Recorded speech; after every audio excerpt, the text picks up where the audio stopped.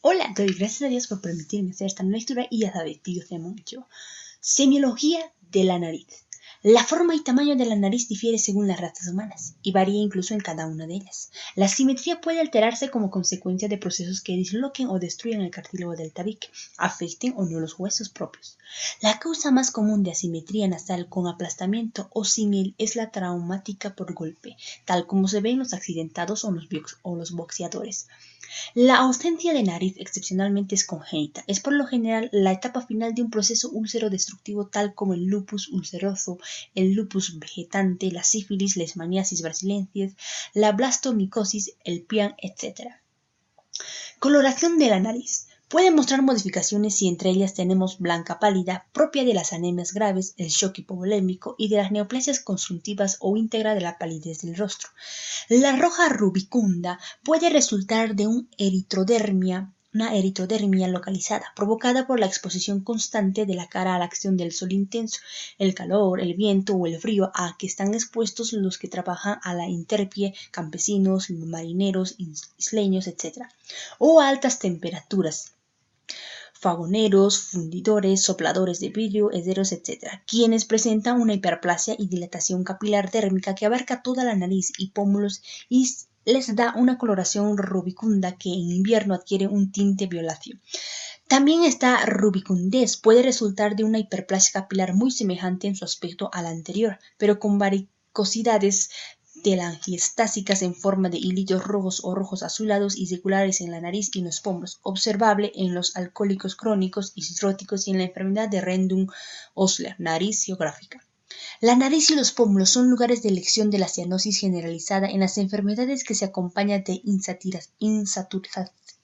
insaturación hemoglobínica, enrojecimientos localizados y generalizados en el lupus, la rosácea y la erisipela. En los ancianos, la nariz, lo mismo que los pómulos, labios y orejas, pueden presentar en invierno una coloración azulada que no tiene significación patológica, que se debe a un retardo circulatorio local.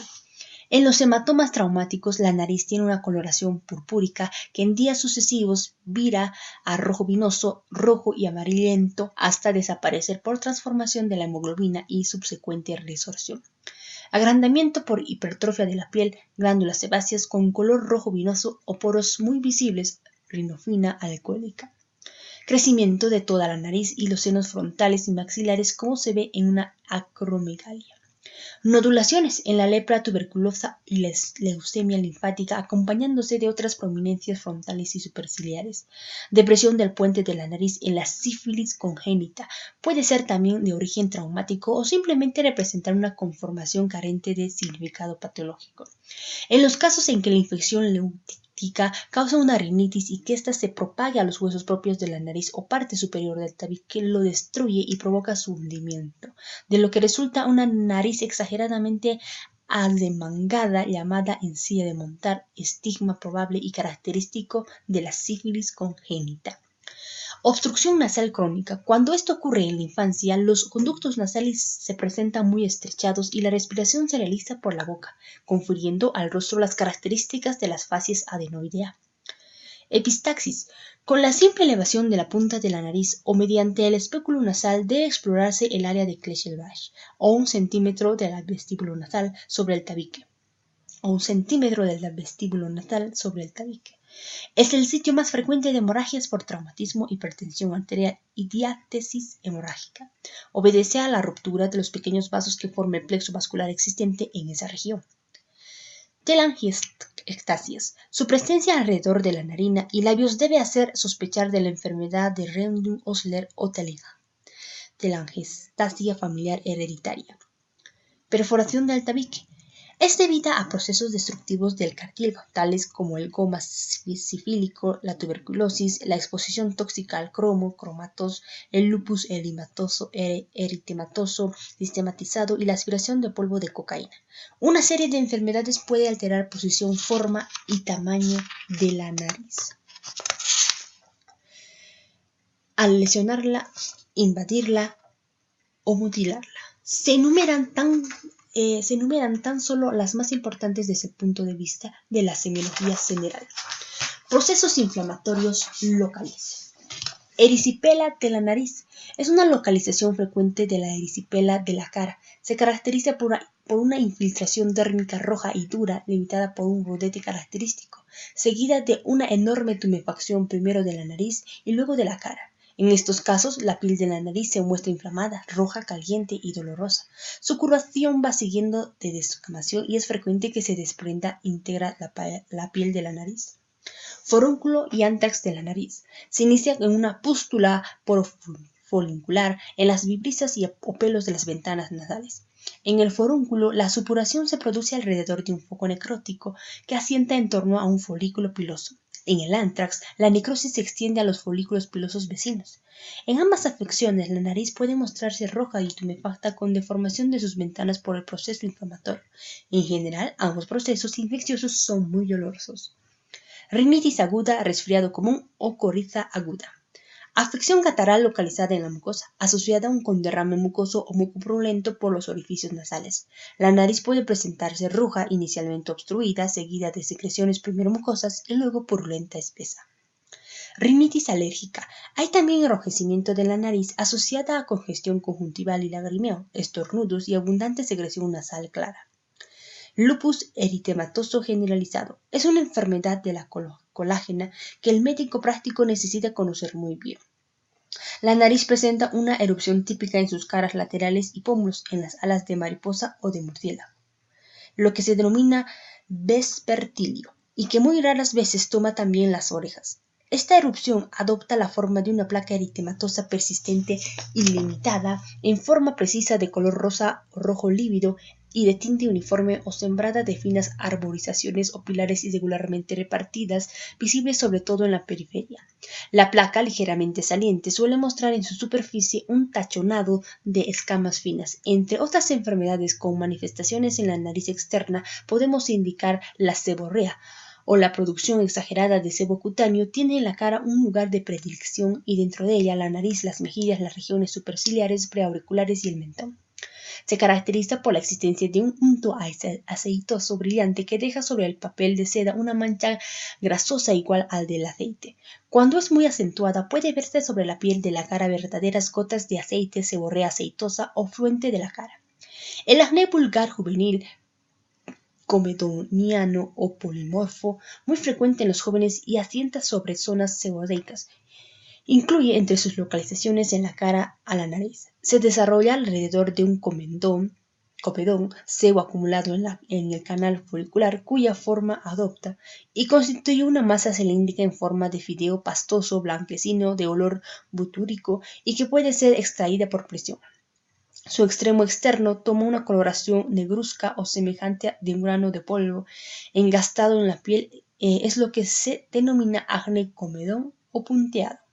A expensas de estos comedones se originan el acné vulgar, cuyas lesiones variables son una mezcla de ellos y el acné inflamatorio, acné papuloso, pustuloso, superficial, tuberculoso o indurado y flegmonoso. Lesiones estas que explican el aspecto polimorfo de la erupción. Una parte del cuadro de mixedema es un rostro infiltrado y ensanchado. La nariz, al igual que los labios, se encuentran engrosados. En la idiocia mongólica, la nariz es aplastada y la base ancha. Es la acondroplasia, la nariz es pequeña. En la acondroplasia, la nariz es pequeña, ancha y de base ancha. En la disnea es frecuente observar que los movimientos inspiratorios se acompañan de una dilatación sincrónica de las aberturas nasales. En la taquipnea se trata de un verdadero aleteo nasal. Por el contrario, en los casos de obstrucción nasal donde la respiración es bucal, las ventanas nasales se estrechan sincrónicamente con la inspiración. Otro tanto ocurre en la parálisis facial por hipotonía o paresia del dilatador propio de la apertura nasal. En los adultos, la presencia de obstrucción nasal por costras grandes y verdaderas fétidas con anosmia, pérdida del olfato, es debida a la rinitis atrófica u ocena. El impétigo de la cara tiene como sitios de elección en sus costras melicérgicas, el surco subnasal, la comisura de los labios, la región retroauricular. Las costras resultan de la ruptura de pequeñas ampollas delgadas poco distendidas y arrugadas de forma irregular que la precede. También el herpes, además de localizarse preferentemente en los labios, suele hacerlo en las ventanas de la nariz. En su base de desecación, las vesículas herpéticas se transforman en costras adherentes delgadas amarillentas y pardas. Semiotecnia de la nariz. Interrogatorio. Mediante el mismo podrá detectarte signos y síntomas tales como deformaciones, dolor, tumefacción, telangiectasias, lesiones de la piel, rinorrea, epistaxis, sobrevenidos antes del examen y registrados por el enfermo. Inspección. El examen de la nariz se realiza mediante la inspección externa. En la inspección externa. Tamaño y forma que varía con los individuos y las razas. Puede hipertrofiarse y deformarse por traumatismos y tumores. Puede hipertrofiarse y deformarse por traumatismos y tumores, así como agrandarse por hipertrofia de la piel y glándulas sebáceas con color rojo vinoso y grandes y visibles poros, sinofenia alcohólica.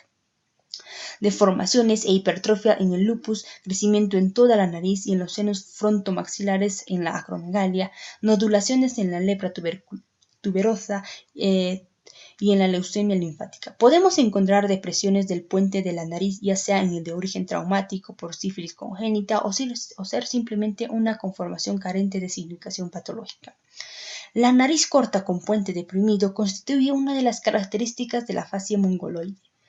La nariz ancha y chata se presenta en el mixedema por infiltración mucoide. La nariz delgada con ventanas nasales estrechas se encuentra en los casos de vegetación adenoide. Varicosidades venulocapilares en el dorso de la nariz en alcohólicos o individuos expuestos a las inclemencias del tiempo. Debemos inspeccionar los cambios de coloración, cianosis en las enfermedades que se acompañan de insaturación hemoglobínica, enrojecimiento localizado o generalizado en el lupus, la rosácea, erisipela, por ejemplo, rubicundez en los alcohólicos, color blanco, palidez en las anemias, etc. Se debe observar detenidamente alteraciones en el movimiento de las alas de la nariz. La exageración del mismo es signo de disnea intensa, como sucede en los niños afectados de bronconeumonía, etc. 2. Inspección interna. Fosas nasales. La inspección de las ventanas y porción anterior de la nariz se realiza con el enfermo ligeramente inclinado hacia atrás y con una buena iluminación. Para mayor comodidad, empujar suavemente la punta de la nariz hacia arriba utilizando el dedo pulgar, llevando los demás dedos a la región frontal. Con la simple elevación de la punta de la nariz debe explorarse el área de Clechelbach. Como ya mencionamos, sitio más frecuente de hemorragias epistaxis, ya sea por traumatismos, hipertensión arterial o diátesis hemorrágica, siendo las causas más frecuentes de estas últimas la rinitis, la gripe y la fiebre tifoidea.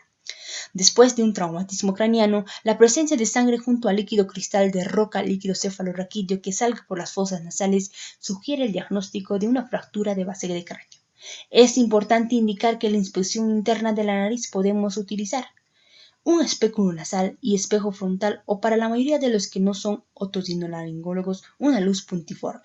Con esta técnica, tomamos el espéculo con la mano izquierda e insertamos las hojas alrededor de 1 centímetro dentro del vestíbulo nasal, estabilizando el instrumento al colocar un dedo de la mano izquierda sobre el ala de la nariz del paciente. Se debe abrirlas ampliamente en dirección anteroposterior, evitando el tabique que es muy sensible. No se debe cambiar de manos al realizar la exploración de la narina opuesta. Un otoscopio, preferiblemente equipado por un espéculo nasal corto y ancho. Esta técnica ofrece un campo de visión más estrecho, pero tiene la ventaja de ser mejor iluminado y amplificado. Nuevamente, evitar el tabique nasal. Con cualquiera de las técnicas debe inspeccionarse las porciones inferiores de la nariz y luego las superiores. Cuando se utiliza un espéculo nasal y un espejo frontal, desviar la cabeza del paciente hacia atrás para poder ver las partes superiores. Cuando se emplea el otoscopio, se puede mover la propia cabeza y el instrumento para observar la cavidad nasal superior del paciente. Debemos inspeccionar 1. La mucosa nasal, incluyendo su color, normalmente algo más roja que la mucosa oral, y buscar la presencia de zonas aumentadas de volumen, exudados o de desviaciones. 2. El tabique nasal, incluyendo la presencia o pruebas de sangrado, perforaciones o desviaciones. 3. Los corretes inferior medio, el meato medio, entre ellos. Verificar la coloración, aumentos del volumen, presencia de exudados o pólipos. Entre las anormalidades más comunes de la nariz tenemos forúnculo. Son bastante comunes en el vestíbulo de la nariz. El área de olorosa al tacto suave y puede estar roja e hinchada. Luego supura de manera típica. Debe hacerse una exploración muy suave, evitando las manipulaciones, dado que éstas pueden diseminar la infección. Rinitis aguda. Resfriado común. La mucosa nasal se encuentra roja e hinchada. La descarga nasal, que al principio es acuosa y copiosa, se vuelve luego gruesa y mucopurulenta. Rinitis alérgica. La mucosa nasal está hinchada, pálida, cenagosa y habitualmente grisácea. También puede verse de un color rojo pálido o azulado. Hallazgos similares se ven en algunos pacientes con rinitis vasomotora no alérgica. Pólipos nasales. Puede desarrollarse en pacientes con rinitis alérgica. En pacientes con rinitis alérgicas. Habitualmente se los encuentra sobre el meato medio, donde aparece como estructura gelatinosa suaves de gris pálido, a diferencia de los cornetes, con los cuales a veces son confundidos o inmóviles. Desviación del tabique. Algún grado de desviación del tabique es común en la mayoría de los adultos. Las desviaciones pueden producir obstrucciones nasal, pero habitualmente los cornetes se acomodan a la simetría. La mayoría de las desviaciones son asintomáticas. Palpación. Se la realiza con el dedo índice y pulgar de la mano derecha para reconocer las características de algunas lesiones de la piel: infiltración, rugosidad, acortanamiento, tensura o aspereza, elevación de sus bordes, etc. Investigar dolor localizado, temperatura, sensibilidad, etc. Y en casos de lesiones traumáticas, para pesquisar fracturas de los huesos o ruptura del tabique nasal, buscando el signo de crepitación que se encuentra en el encifema subcutáneo cuando existe fractura del hueso propio de la nariz. Para comprobar la permeabilidad de las fosas nasales, se ocluye una narina comprimiendo el ala de la nariz con el dedo índice del examinador y pidiendo al paciente que respire profundamente con la boca cerrada. Luego se realiza el mismo procedimiento con la otra narina. Palpación de los senos paranasales. Para palpar buscando la existencia de dolor al tacto suave de los senos frontales, presionando con el pulgar profundamente debajo de la órbita, o sea, en cada lado. Evitar la presión sobre los ojos. Encontramos dolor a la palpación suave en pacientes con sinusitis aguda. Luego debemos presionar a nivel de cada seno maxilar hacia arriba e encontraremos dolor a la palpación suave en sinusitis maxilar aguda.